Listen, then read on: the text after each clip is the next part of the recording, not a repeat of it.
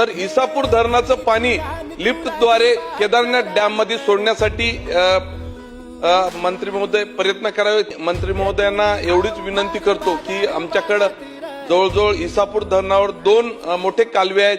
एक 140 किलोमीटर माझ्या मतदारसंघातून धर्माबाद पर्यंत गेला।